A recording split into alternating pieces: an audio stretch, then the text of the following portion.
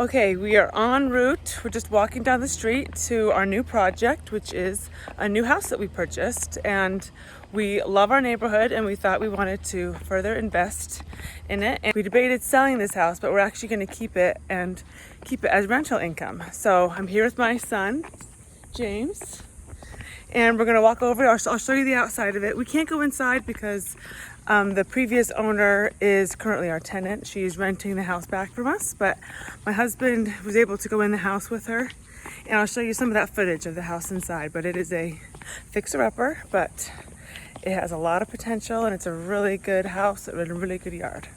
So here it is.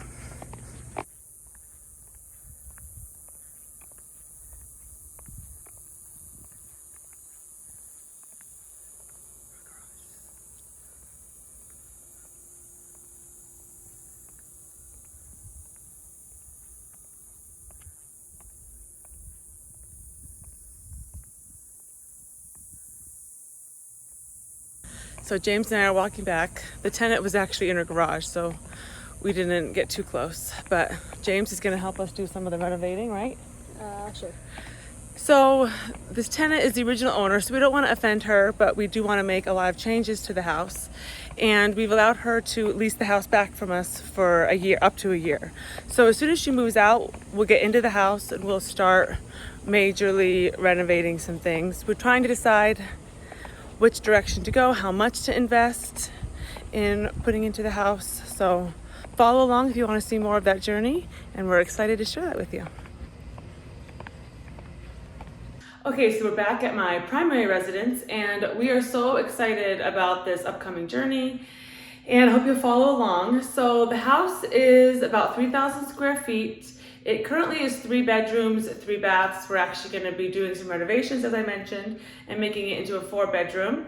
It's on a 1/3 acre, and it has a beautiful pool, which needs some work, and it has a beautiful covered patio, and there's some murals and putting greens in the backyard that you'll see. So some of that's going to go. There's space for an RV parking and a gate, and so our plan is to do some cement. What's it called? Asphalt? What's it called? Paving. There's RV parking in the back, and we just need to add in some paving for that.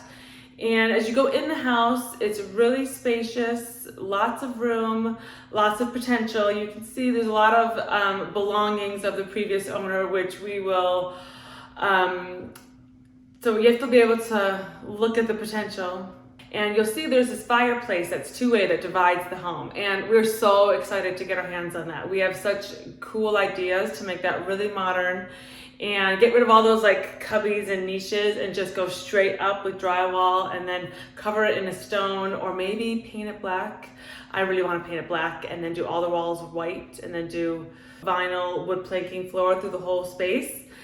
And so we'll see. We're kind of dreaming up some plans for the house, but we can't pull the trigger until the tenant moves out. And we're not rushing her, she has a year. The kitchen is another place where we are dying to get our hands on, and we're trying to decide what's cost effective. Because we're not flipping the house, which we did debate, we might put in more money in the kitchen and really change up some things because we could see a return on that investment. But if we're just renting the house, we kind of need to decide, it does need some work, but we're trying to decide what will be the most cost-effective way to update it. And the layout is really non-functional, so we're still debating if we should change the layout. And like as you come in the garage, the stove is right there. I don't like that. The island is teeny tiny and it's kind of hard to maneuver around as you come in through the garage. So I would love to bump out that peninsula and that small island and put in a really big island and maybe move some of the plumbing around and the gas around. The house definitely needs some new appliances. You can see she's got kind of a funky like mirrored fridge. It's like rose gold, But yeah, those are all really old original appliances. So we'll need to update those for sure. And there's a butler's pantry that goes into a dining, and that's where I said that we're gonna change that to a bedroom. So currently it's like an office dining room area, and it has space for a closet. We just would divide the pantry in half and then update the bathrooms a bit. So there's lots to do, and I hope that you'll follow along. We're really excited for this upcoming adventure. Because the tenant is potentially in the house for a year, these videos might take a while to come out. But in the meantime, we are hoping to work on some of the landscaping in the front and back, and I'll show you that process.